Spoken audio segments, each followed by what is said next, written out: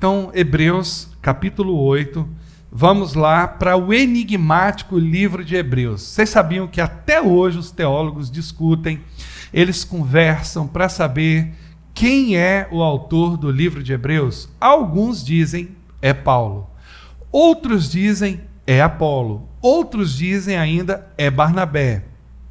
E tem uma corrente que acha que pode ter sido qualquer um dos discípulos. Particularmente, eu acredito, que tenha sido algum discípulo de Paulo que escreveu o livro de Hebreus. Mas o mais importante, mais importante do que quem escreveu é o que está escrito no livro de Hebreus. E eu queria então convidar você a abrir Hebreus 8, tá bom? A partir do verso 6. Hebreus 8, a partir do verso 6. Que diz assim: você que está em casa, pega a sua Bíblia aí, coloca a sua Bíblia bem no seu colo e não desgruda dessa Bíblia. Você está aí à vontade, talvez você esteja de bermuda, talvez você esteja aí bem à vontade na sua casa, com sua esposa, com sua família. Você tem essa liberdade, mas pega a sua Bíblia, coloca aí bem na sua frente, porque Deus vai falar ao seu coração por meio da palavra dele. Amém? Então diz assim: agora, porém, o ministério que Jesus recebeu é superior ao deles, assim como também a aliança da qual ele é mediador é superior à antiga, sendo baseada em promessas superiores. Pois, se aquela primeira aliança fosse perfeita, não seria necessário procurar lugar para outra. Deus, porém, achou o povo em falta e disse: estão chegando os dias, declara o Senhor, quando farei uma nova aliança com a comunidade de Israel e com a comunidade de Judá, ou com a casa de Israel, ou com a casa de Judá, talvez na sua tradução. Não será como a aliança que fiz com os seus antepassados, quando os tomei pela mão para tirá-los do Egito, visto que eles não permaneceram fiéis à minha aliança. Eu me afastei deles, diz o Senhor. Esta é a aliança que farei com a comunidade ou com a casa de Israel depois daqueles dias, declara o Senhor. Porei minhas leis em sua mente e as escreverei em seu coração. Serei o seu Deus e eles serão o meu povo. Ninguém mais ensinará ao seu próximo, nem o seu irmão, dizendo: conheça o Senhor, porque todos eles me conhecerão, desde o menor até o maior, porque eu lhes perdoarei a maldade e não me lembrarei mais dos seus pecados. Chamando nova esta aliança, ele tornou antiquada a primeira, e o que se torna antiquado e envelhecido está a ponto de desaparecer. Amém. Feche os teus olhos. Vamos orar. Feche os teus olhos. Ô Senhor, muito, muito, muito obrigado pela sua maravilhosa palavra. Pai, nós precisamos tanto da tua ajuda nesse momento. Precisamos tanto da tua inspiração, da tua graça, da sabedoria que vem do alto e não do homem, da sabedoria que vem do teu coração e não do coração humano, da revelação que vem do teu espírito e não do espírito, ó Deus, do meu espírito, ó Pai. Precisamos tanto de clareza para que a gente possa, através da tua palavra, crer no Senhor de uma forma tão poderosa, tão verdadeira, tão única, e é essa manifestação, ó Deus, da vida do Senhor por meio da fé, da revelação, do entendimento, não na mente, mas no interior, no coração, na tábua do nosso coração, que fará realmente, impactará profunda e significativamente a nossa vida de uma forma toda especial. Em nome de Jesus. Amém. Amém. Eu queria continuar hoje pensando, falando, ministrando. Seria o tema da pregação hoje, na verdade. Eu queria continuar com o tema da semana passada, os benefícios da nova aliança. É tão importante a gente entender no nosso coração. Quando eu digo entender, às vezes eu sou chato em ficar falando isso toda hora. É importante a gente entender, é importante a gente compreender, é importante a gente... Porque não falo de um entendimento aqui, sabe, na nossa mente. Eu não falo disso. Claro que é importante nós entendermos a palavra de Deus aqui, porque da mente ela desce para o coração. Mas a fé, ela compreende, né, o entendimento das coisas naturais, assim, ela compreende a gente ter clareza, entender o que está sendo dito, mas ela é algo ainda um pouco mais profundo, porque mesmo que nós não entendamos certas coisas, nós temos capacidade de crer e de ver algo diferente daquilo. Quer ver uma explicação muito clara? Às vezes nós estamos vendo uma pessoa passando por um momento difícil, problema de saúde, um momento delicado, e a gente olha para aquela pessoa naquele estado e a nossa mente natural pensa assim: não tem jeito, não tem como ela sair dessa.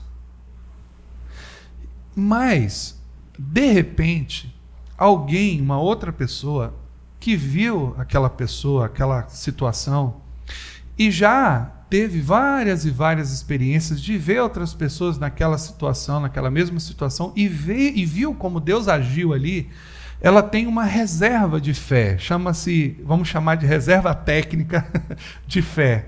Ou seja, sabe aquele tipo de gente que está habituado a ver milagres, a ver Deus curar, a ver Deus transformar, a ver Deus mudar a realidade, a ver Deus abrir portas, a ver Deus levantar a pessoa que estava lá no monturo, que estava caída, ver Deus converter pessoas que a gente nem imaginava, né? Ou a gente nem imaginava que ia em algum dia entregar a sua vida para Jesus. Essas pessoas olham para aquela situação e dizem assim: Deus é poderoso para fazer algo diferente aí.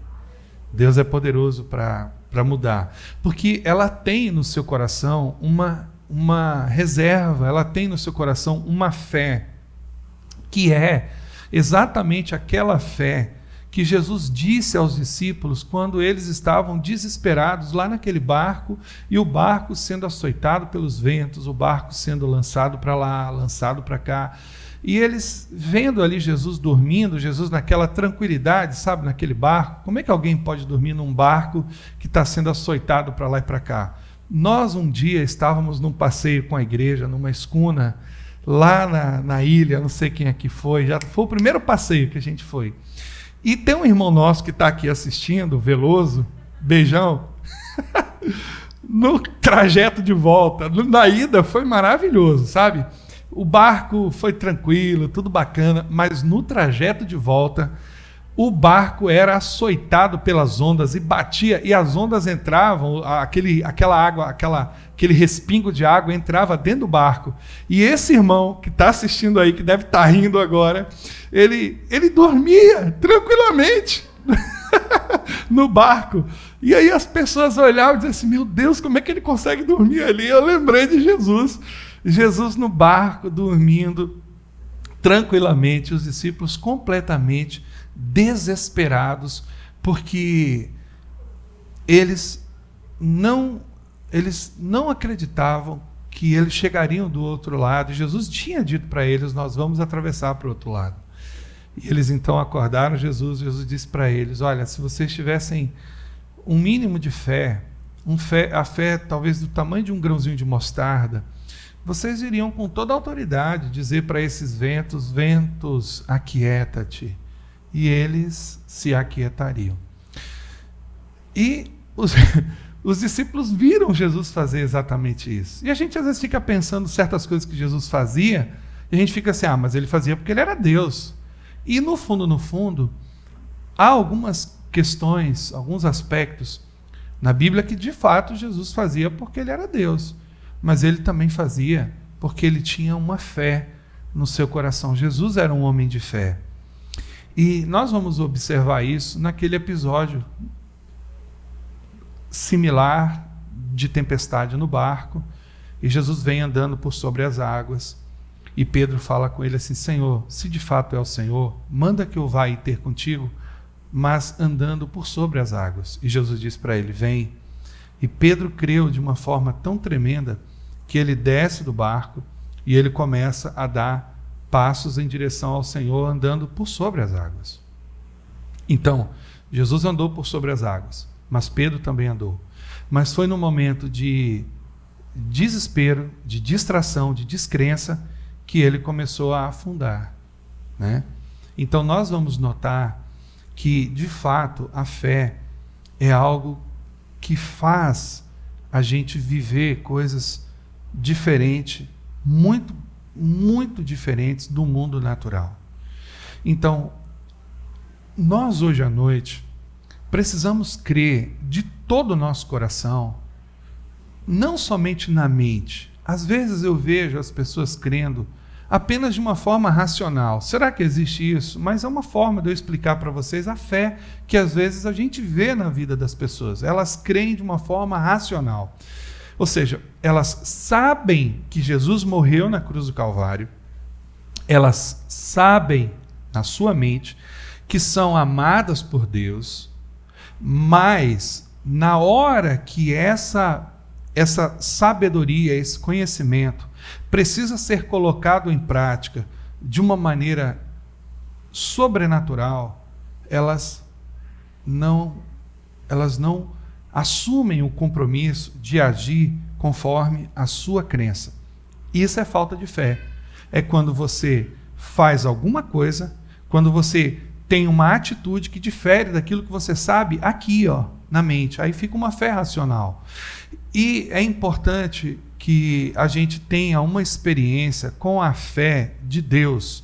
A fé que de fato aquece o nosso coração e faz os nossos olhos contemplarem aquilo que está além das circunstâncias, aquilo que está além dos fatos. Essa é a fé de Hebreus, que nós vemos lá, né?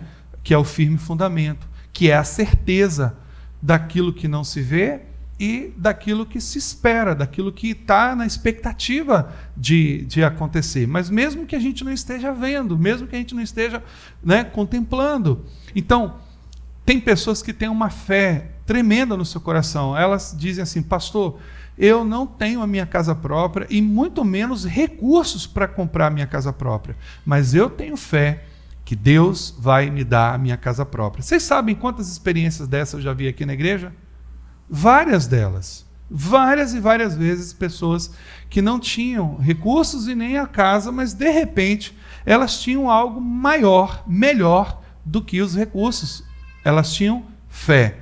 E a fé fez com que aquilo que elas criam se tornassem uma realidade na vida delas. E assim tem sido com relação à saúde, assim tem sido com relação a um relacionamento abençoado, sadio, um casamento. Assim tem sido em relação à vida dos filhos, da família, a queda de dificuldades, de problemas, sabe? A quebra de circunstâncias difíceis, a superação de desentendimentos, de tudo isso, todas essas coisas, tudo que a fé, tudo aquilo que a fé entra, ela traz a vida de Deus, o poder de Deus, e tudo muda. Amém? Então, quando nós estamos falando hoje à noite dos benefícios da nova aliança, e um pastor antigo que eu tive, aliás, foi o pastor que me batizou, Elisângela, ele dizia o seguinte, ele gostava de dizer o seguinte: o crente é igual boi, não sabe a força que tem. E ele falava aquilo, mas ele falava aquilo muitas vezes, que aquilo virou uma graça. Sempre ele tocava nesse assunto. E a gente fica, meu sogro tem agora uma fazendinha lá em Esplanada, de vez em quando a gente vai para lá, e ele tem alguns boizinhos lá. E eu fico vendo aquelas cercas ali tão frágeis, sabe? Tão pequenas diante da força daquele animal, e eu fico vendo como que às vezes aquela cerquinha, ela impede aqueles animais de saírem daquele ambiente, daquele lugar restrito, né? E é engraçado que às vezes a gente vive essas realidades, a gente está cercado, a gente está restrito numa situação, e por conta de não crer, a gente fica limitado, a gente fica preso, a gente sofre, a gente não sabe a força que a gente tem. Na verdade, a força que a fé que Deus nos deu tem dentro de nós. Então, antes de começar de fato a pregação nessa noite, eu queria que você tivesse clareza disso no seu coração. Deus te deu uma ferramenta poderosa para mudar circunstâncias.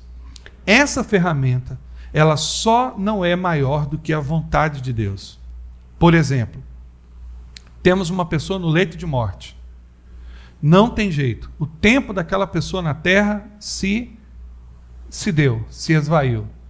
Você pode crer, você pode orar, você pode clamar, você pode chorar, você pode se penitenciar, mas aquela realidade não vai mudar, porque foi o tempo de Deus daquela pessoa. A mesma circunstância, a pessoa está passando por uma dificuldade, está passando por uma luta, está no leito de morte, mas ela crê que o tempo dela na terra não se encerrou. Eu vi isso, já era adolescente na igreja, tinha uma irmã lá que teve uma doença que ninguém sabia, e a igreja foi comunicada, igual aconteceu essa semana com os médicos, que disseram a respeito do ex-prefeito lá de São Paulo, Bruno Covas, o quadro é irreversível. E todo mundo já estava esperando a notícia da irmã Janete. A irmã Janete já estava no leito, estava nas últimas. E é engraçado porque o pastor, na época, ele veio ao púlpito e disse assim: irmãos, eu tenho uma notícia para dar da irmã Janete. Aí todo mundo pronto. Já começou a gente a chorar na igreja e tudo. Ele, não, calma, calma. Irmãos, a irmã Janete não quer morrer. Aí todo mundo na igreja ficou assustado com aquela história. Como não quer morrer? Irmãos, a irmã Janete, ela disse, e o pastor falou exatamente o que ouviu dela. A irmã Janete disse assim: eu não vou morrer não. Ela era meia 220, sabe? Eu não vou morrer não. Não vou morrer não. Senhor, eu não vou morrer não. E ela começou a declarar no leito de morte: eu não vou morrer, eu não quero morrer, eu não vou morrer, eu não vou morrer, eu não vou morrer. E a Janete sai do quadro grave de UTI, ela sai da UTI, Janete vai para o quarto. Janete hoje é viva e mora lá nos Estados Unidos, casado com um americano. Casou ainda com um americano. Está lá nos Estados Unidos. Mas graça é ela contando o testemunho na igreja. Eu tive a oportunidade de ver isso. Ela, irmãos, a morte veio me buscar, mas eu disse a ela que eu não queria ir com ela, não. Eu não vou morrer, não. E ela creu ali naquele leito de morte. E os médicos nunca descobriram o que ela tinha. Ou se descobriram, nós não ficamos sabendo, pelo menos na época, garoto na igreja. Mas eu acho que nunca descobriram. E Janete também nunca deu as caras para a morte. Porque ela creu. Ela creu, sabe, amados? E eu queria falar com você sobre o principal benefício da nova aliança. Preste atenção, porque nós lemos o seguinte: agora, com efeito, obteve Jesus ministério tanto mais excelente, quanto é ele também mediador de uma superior aliança instituída com base em superiores promessas. Guarda essa palavra no seu coração nessa noite. Superiores promessas. Guarda isso aí. Superiores promessas. Nova aliança e superiores promessas. Então, a nova aliança, creia nisso que eu vou te falar nessa noite em nome de Jesus. A nova aliança da graça, que também é conhecida como aliança da igreja, tá? Nós já falamos na semana passada.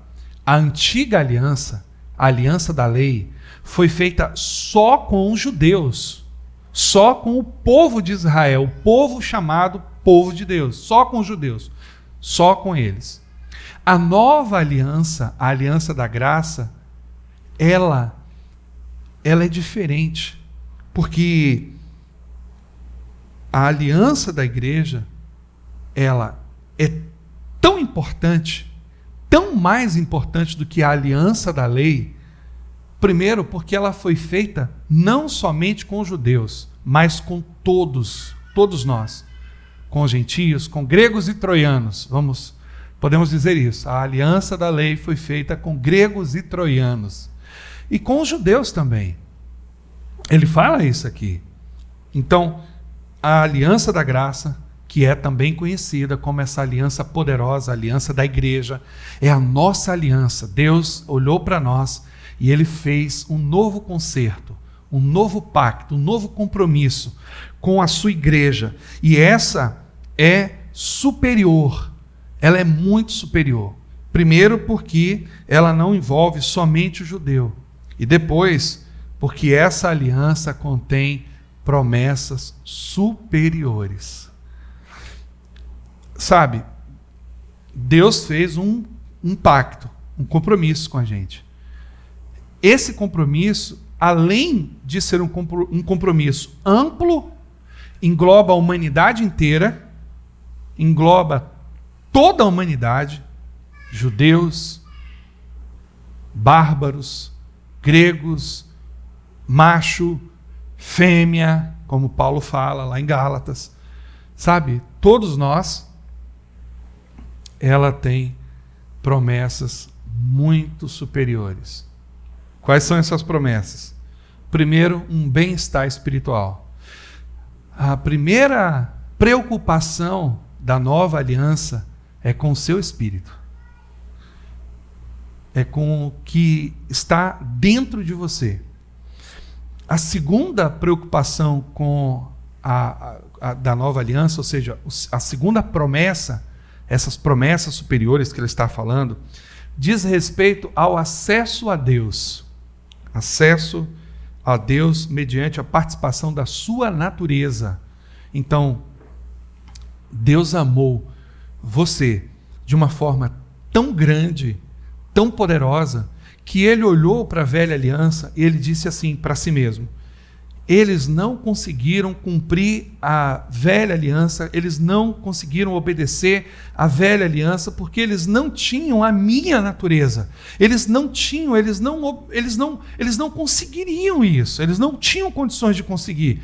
E Deus então viu nisso, e Ele fez o quê? Deus então, além de nos permitir ter acesso a Ele irrestrito, direto, automático, você agora, se você nesse exato momento aí que você está, você lembrar de uma luta, lembrar de uma dificuldade, lembrar de uma necessidade, lembrar de qualquer coisa que você precisa, e você fechar os seus olhos e fazer uma oração a Deus, no exato momento, é mais rápido que uma mensagem que você manda pelo WhatsApp, é mais rápido do que um e-mail, é mais rápido do que qualquer coisa, no exato momento que você, e você que está na sua casa, a mesma coisa, no exato momento que você fechar os seus olhos e você falar com Deus, não vai aparecer um pastor no meio da sua oração, ou intercessor, ou intermediário no meio da sua oração, e vai ver, deixa eu ver aqui, Elias orou ao Senhor, mas essa oração aqui não está muito bem e tudo mais.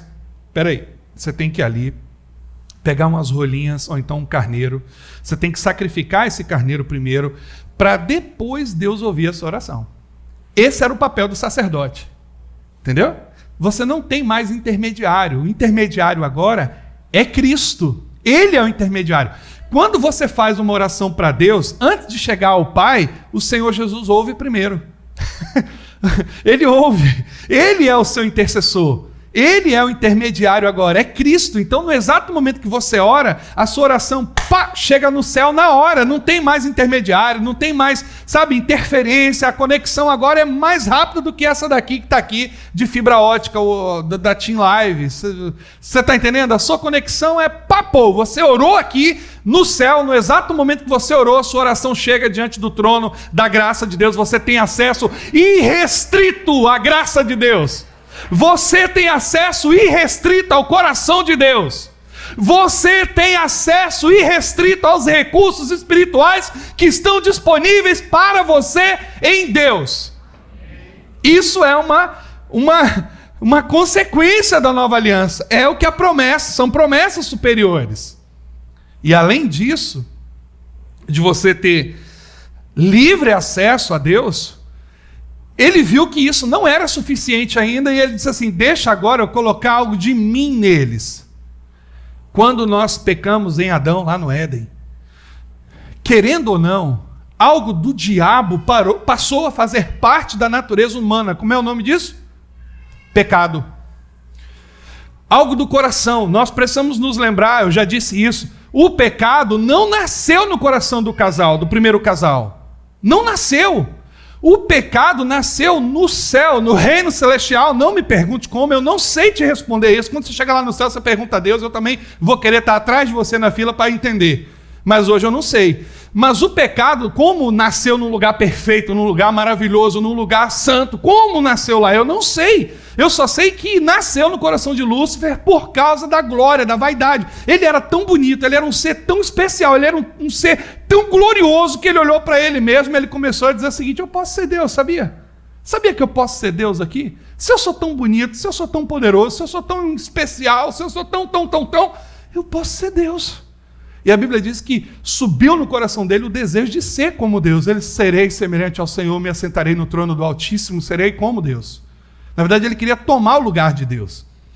E por conta disso ele foi expulso. O pecado nasceu lá, no coração dele.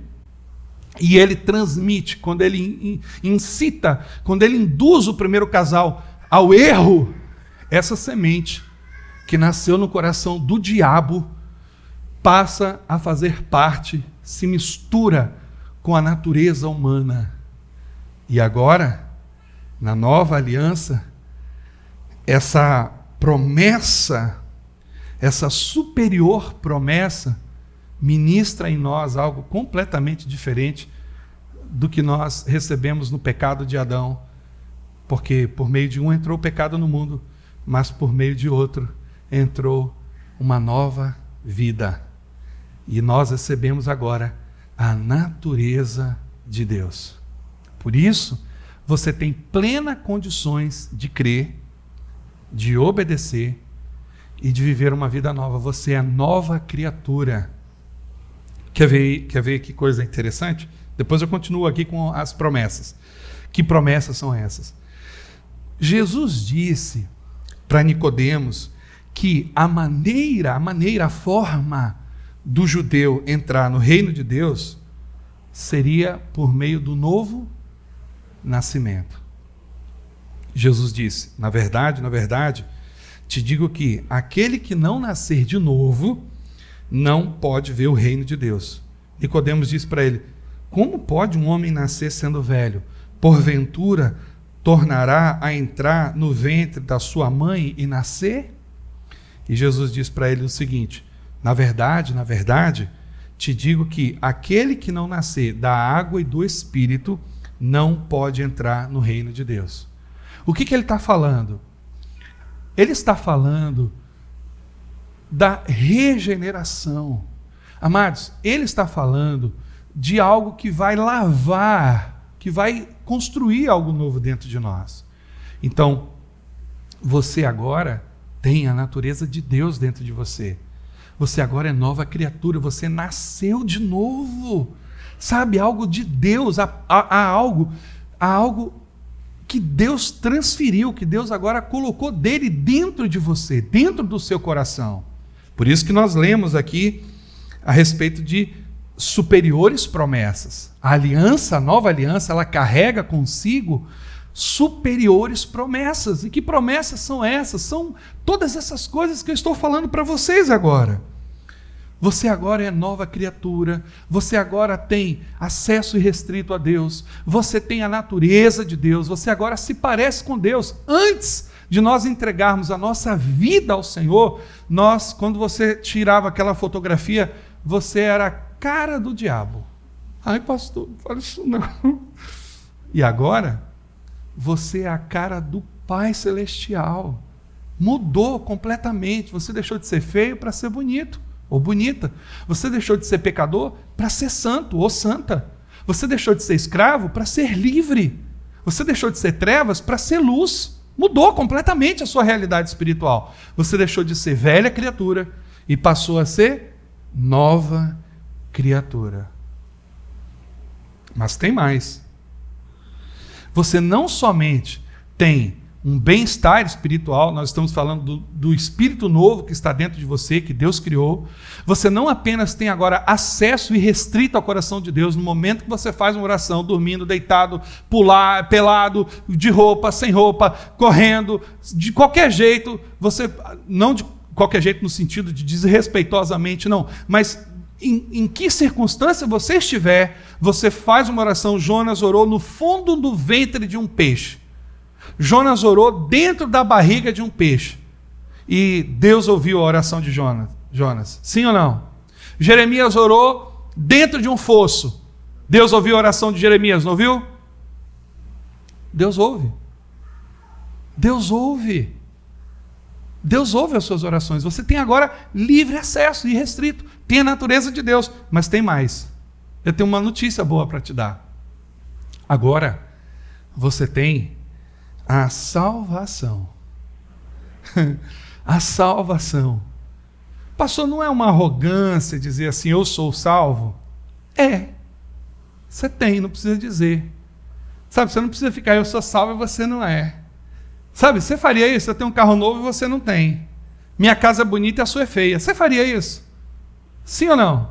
Não é melhor você, ao invés de chegar para uma pessoa e dizer assim, eu sou salvo e você não é, que é um tanto ofensivo, grosseiro, não é melhor você chegar para aquela pessoa e, através da sua nova vida, através das promessas de Deus na sua vida, você comunicar para ela de uma forma diferente, através do seu testemunho, que o que Deus fez na sua vida pode fazer na vida dela também, e certamente fará. A forma como você comunica o Evangelho pode transmitir arrogância ou graça. Já pensou se Jesus chegasse aqui na terra, hein, Josete? Já pensou se Jesus chegasse aqui na terra, eu sou Deus e vocês não são? Que loucura! Porque eu sou glorioso e vocês não são, vocês não, entendeu? Mas não foi isso que ele fez. Filipenses fala que ele deixou a sua glória, desceu na forma humana, humilhou-se ainda mais, morrendo a morte de cruz. Quanto mais humilde você pregar o Evangelho, mais acesso você vai ter ao coração das pessoas. E quanto mais arrogante, eu sou salvo, você não é, eu conheço, você não conhece, eu sou dono da verdade, você não é, eu sei tudo, você não sabe, porque eu tenho um espírito, você não tem. Eu já vi esse tipo de coisa. Não dá certo, não é a forma correta da gente pregar o Evangelho. Se Jesus quisesse que a gente pregasse o Evangelho assim, ele nem desceria na terra. Sabe, os céus se abririam, a gente viria o Senhor Jesus sentado na glória, dizendo assim, eu sou Deus e vocês não são porcaria nenhuma. Me aceite. No entanto, ele não fez isso. Ele se tornou como um de nós. Ele se vestiu de humanidade, sabe, de imperfeição, embora não fosse imperfeito no seu interior, fosse santo plenamente, sabe? Natureza, personalidade de Deus. Ele não abandonou a sua deidade, a sua divindade.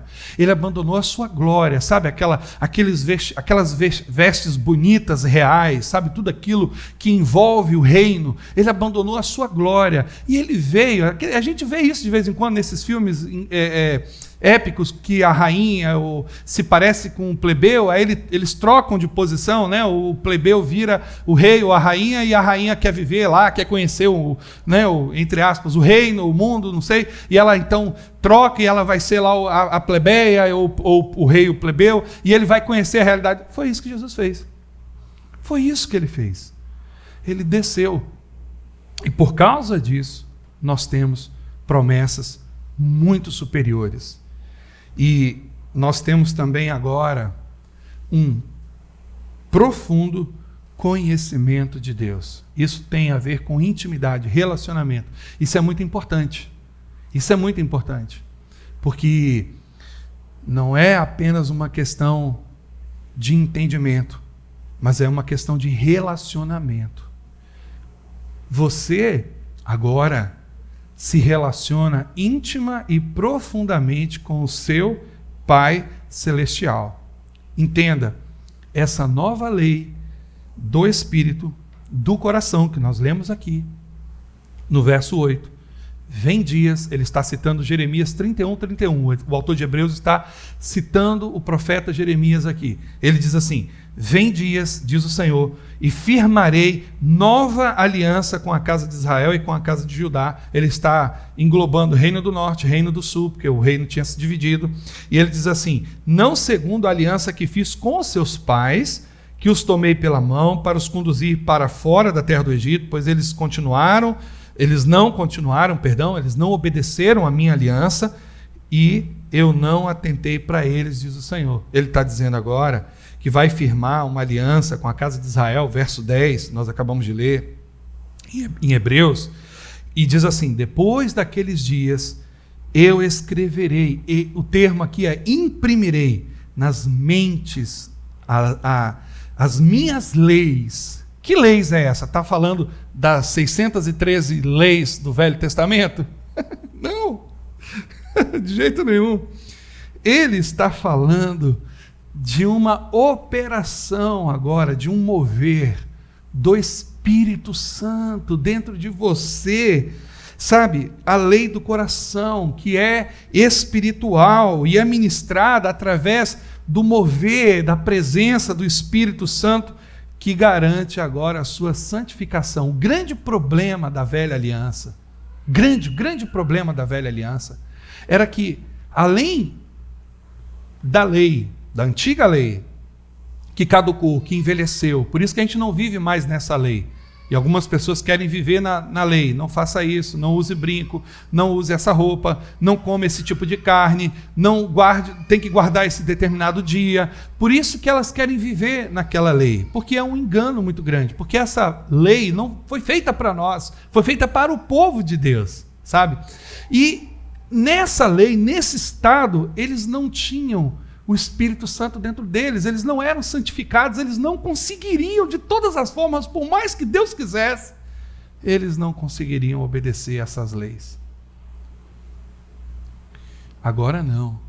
Agora, com o Espírito de Deus dentro de nós, e isso é muito lindo, sabe? Você pode imaginar todos os dias o Espírito Santo escrevendo no seu coração a vida de Deus? Você pode imaginar o Espírito Santo todos os dias, quando você ouve a palavra de Deus, quando você lê a palavra de Deus, quando você ora? Você pode imaginar o Espírito Santo pegando uma caneta toda especial, feita com o seu nome, e escrevendo no seu coração as leis de Deus, mas não aquelas leis que diziam ou que tinham a ver com rudimentos: não pode, não toque, não coma, não faça, não, sabe? Não essas leis, mas a nova lei do Espírito e vida, o novo presente de Deus em você. Você pode imaginar Deus trabalhando dentro de você e escrevendo na tábua do seu coração, não agora mais em papiros, em papéis, não mais nisso, não mais em rolos, não mais em pergaminhos, mas dentro do seu coração, Deus imprimindo em você, sabe, a nova lei, a lei da graça, a lei da vida, a lei do Senhor. Então, quando a gente pensa nisso, quando a gente recebe esse entendimento no nosso coração, a gente não tem outra alternativa, porque a gente tem todos os recursos, todas as promessas de Deus agora estão disponíveis para nós, para que a gente possa crer plenamente naquilo que Deus está fazendo nesse tempo, na nossa vida e em todos os aspectos que dizem respeito à nossa vida.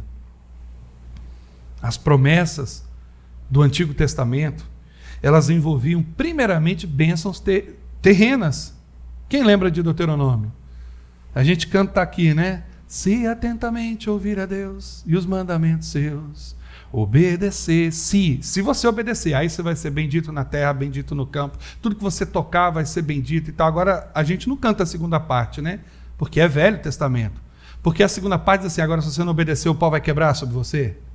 Se você não obedecer, a maldição vai vir sobre você. É o que está lá, leia lá Deuteronômio. leia lá Deuteronômio 28. Se você não obedecer, o bicho vai pegar para a sua vida. No Novo Testamento, não existe forma de não obedecermos. Sabe por quê? Porque a vida de Deus está sendo imprimida no nosso coração. Isso é algo tão maravilhoso. Então, as promessas do Antigo Testamento envolviam, primeiramente, bênçãos terrenas. As promessas da Nova Aliança, do Novo Testamento, não. Elas envolvem bênçãos celestiais. que Paulo diz em Efésios 1? Quem lembra? Nós somos o quê? Abençoados com todas as bênçãos espirituais nas regiões celestes em Cristo Jesus. Ele já, você viu que ele escreveu lá o verbo, como é que está? Porque Deus já nos abençoou. A nova aliança é a aliança da bênção plena para você. Você tem uma grande responsabilidade, um grande desafio. E é interessante que Gálatas 3:24 diz isso de uma forma perfeita, que a lei serviu como um pedagogo, como um aio para nos levar a Cristo, porque o fim da lei é Cristo. Então,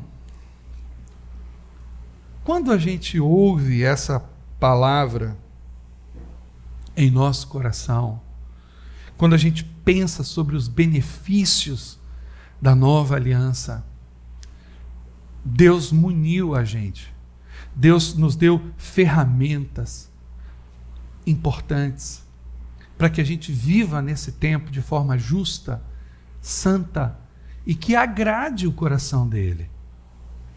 Sabe, é tão difícil a gente viver dentro de um contexto de uma natureza não transformada. Como é que alguém vai conseguir agradar a Deus se não tem a sua natureza, se não tem acesso a Ele? Como é que alguém vai conseguir agradar a Deus se não tem a salvação, se não tem o caráter de Deus?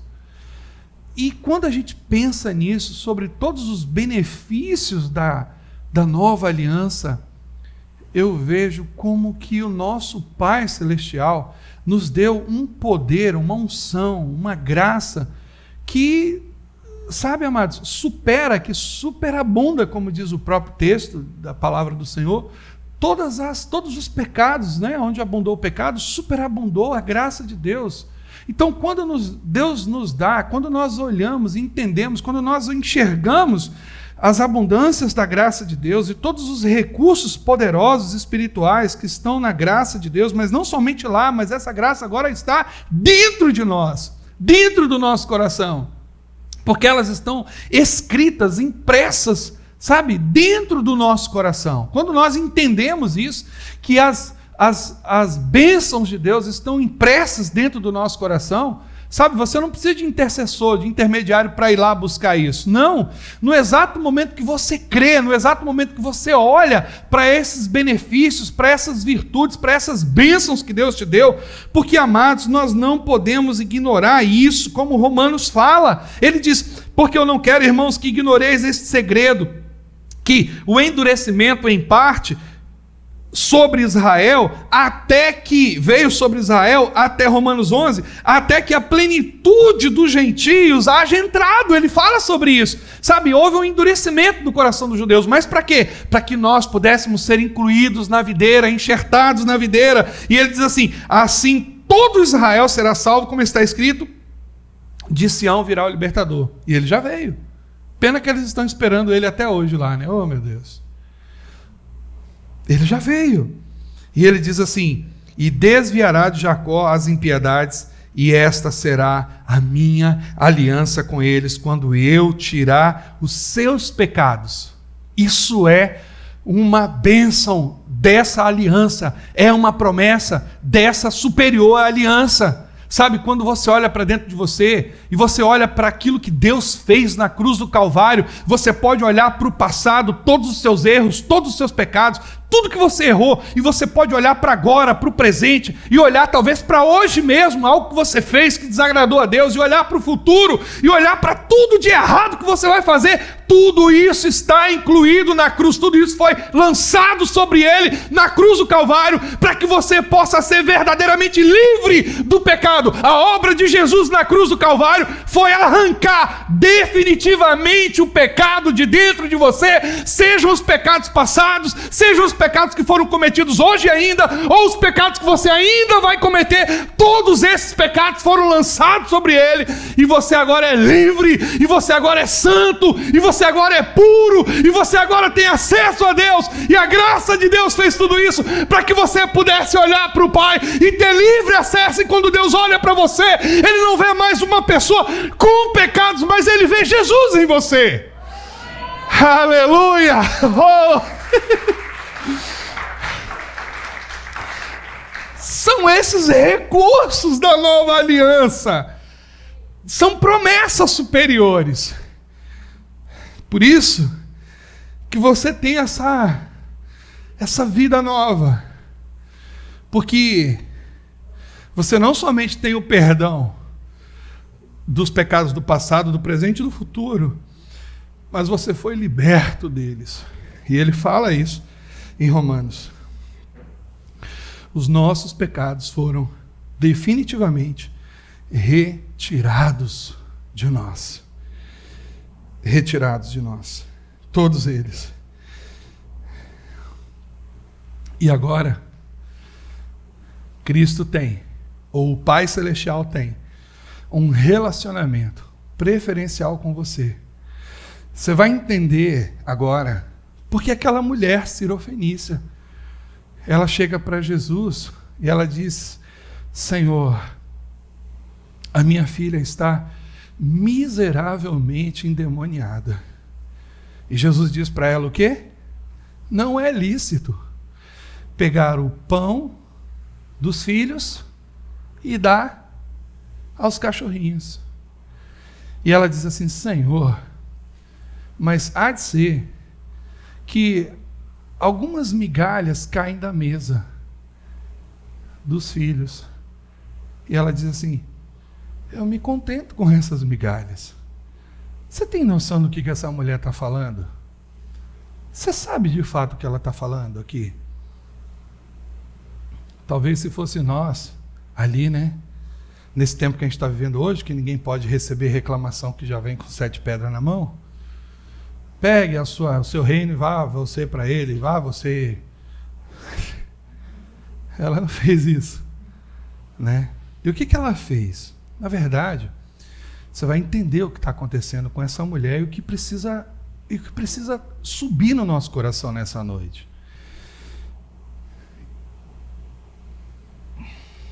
Paulo diz claramente que em Cristo Deus não tem mais um relacionamento preferencial com os judeus. Ele diz isso de forma clara. Nós vamos ver isso aqui agora. Agora, por meio da graça, Deus se relaciona preferencialmente com todos aqueles que se aproximam dele em fé. De quem? Da igreja. Por isso que é a aliança da igreja, ou a aliança da graça, ou a aliança da fé. Porque aquela mulher, ela era sirofenícia, ela não era da linhagem judaica, ela não tinha nascido, ela não estava contemplada na bênção de Abraão. Embora a bênção de Abraão profetizasse que em ti serão benditas todas as famílias da terra. Mas ela não era da linhagem de Abraão. E essa bênção que Deus falou a Abraão se cumpre após a morte de Jesus, na nova aliança. Porque nós somos agora filhos de Abraão. Nós vamos ver isso aqui. Então aquela mulher que não era judia, ou de origem judaica, acho que o termo melhor é esse até, desculpa. O termo judia é um termo pejorativo que vem de judiar, sabe? Então não é um termo correto. Então, aquela mulher que não era de origem judaica, ela não estava contemplada naquele momento que Jesus veio para os seus, não é isso que João fala? E veio para os seus, João 1, e os seus não receberam. Porém, todo aquele que creu nele, deu-lhe o poder de ser feito filho de Deus. Isso está agora na nova aliança. Mas nós precisamos nos lembrar que Jesus, na terra, ele ainda está na velha aliança. Ele não está na nova aliança. Existe um interlúdiozinho ali, sabe? Aquele período intermediário, final da velha, e nem terminou a velha, mas também não começou a nova. Então ele está naquele período de interlúdio. Então, no fundo, Jesus ainda está cumprindo, ele ainda está na velha aliança. E ele diz assim para aquela mulher: não é bom eu te abençoar agora. É isso que ele está falando para ela. Porque o meu compromisso, o meu relacionamento preferencialmente agora, não é com os gentios, não é com vocês. É com os filhos, com os judeus. Só que aquela mulher, ela creu lá na frente. Essa é a questão. Ela creu na nova aliança. Por isso que Jesus diz assim: nem em Israel eu vi uma fé como essa. Ela diz assim: Senhor, eu sei que o Senhor veio para os judeus, mas eu creio que a tua obra é tão grande, é tão ampla, que ela vai envolver a mim e o meu povo também.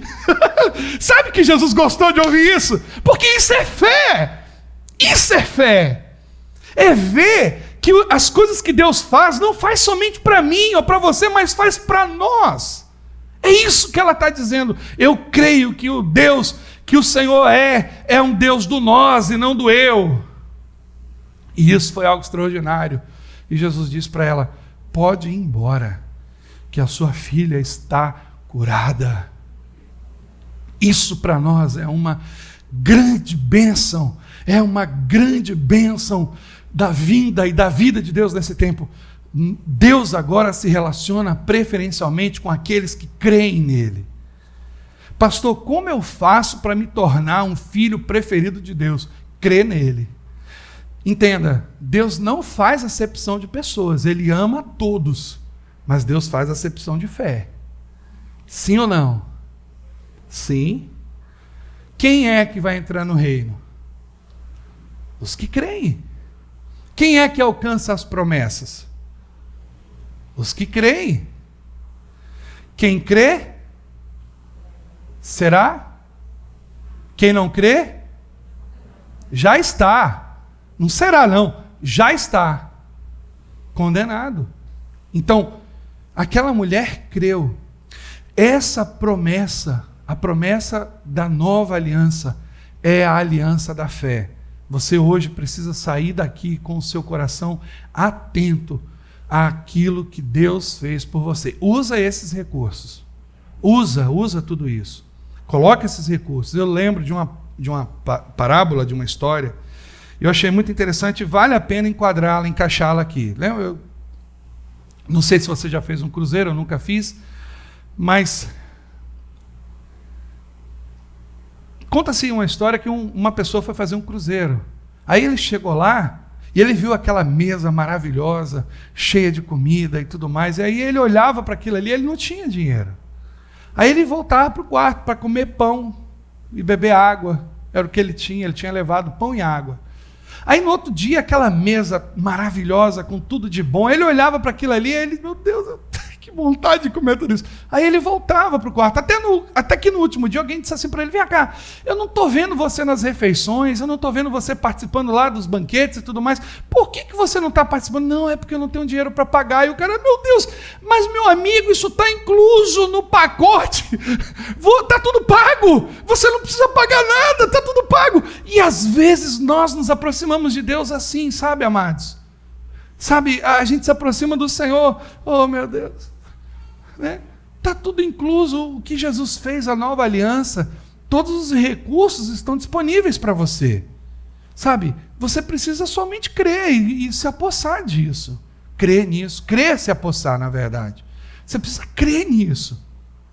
Crer nessas bênçãos, nessas promessas superiores que dizem respeito a você e a sua família, da mesma forma que Deus mudou a sua vida. Ele vai mudar a vida de todos aqueles que se aproximam e se relacionam com você, porque essa vida abundante de Deus vai fluir de você e vai fazer algo extraordinário na vida dessas pessoas. Por isso que eu li lá atrás que o nosso Deus é justo, é bom e cuida de nós, cuida de você. Você crê nisso nessa noite? Você crê que as promessas da antiga aliança, quando você olhar para a antiga aliança, pense num pão bolorento, pense num pão cheio de bolor. Você tem coragem de comer um pão cheio de bolor, cheio de fungos? Você vai jogar aquilo fora. É a mesma coisa. A velha aliança é um pão bolorento, e a nova aliança é um pão fresquinho.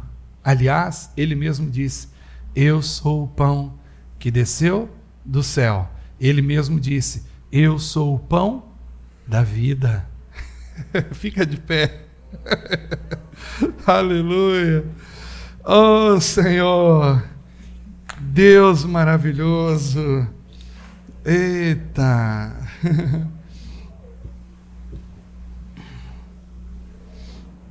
Deus maravilhoso.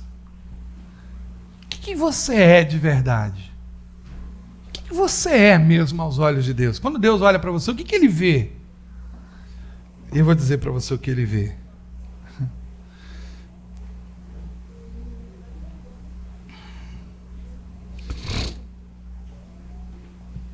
Vós sois a nação santa, o povo adquirido, sacerdócio real, para que experimenteis algo novo, a luz, a vida. Você foi tirado das trevas para viver e experimentar a luz, povo adquirido.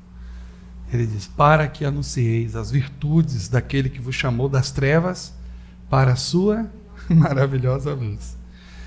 Eita, vós sois a geração eleita. A gente tem que dizer isso, gente. Às vezes eu brinco assim, você tem que escrever isso, ó. O que o diabo quer dizer para você é o seguinte: olha para o Velho Testamento. Você é o bichinho de Jacó, o vermezinho de Jacó. Tem gente que ora assim, quando eu vejo essa oração, dá um desespero, sabe? Ô Senhor, tenha misericórdia de mim, eu que sou o vermezinho de Jacó. Aí Deus assim: eu não vou te ter não vou ouvir não, você não sabe o que você é.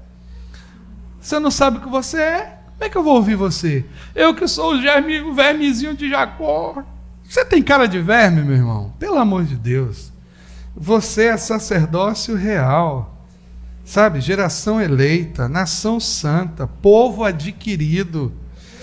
É isso que você é. Você é nova criatura. Você não é verme nada, você é filho de Deus. Filho de Deus. Nosso espírito testifica com o espírito que nós somos co-herdeiros, herdeiros de Deus e co-herdeiros em Cristo Jesus. Você é filho, a gente tem que falar isso. Eu sou filho de Deus, eu não sou, Deus não é meu padrasto, não, eu não tenho padrasto, não, eu sou filho, eu tenho pai. Eu tenho pai, eu não sou órfão, não, eu tenho pai. Você é a cara do pai. Você tem o espírito do pai. Você tem o caráter do pai. Você tem o coração do pai. Você tem agora a natureza do pai. Quem é você? Filho de Deus, filha de Deus.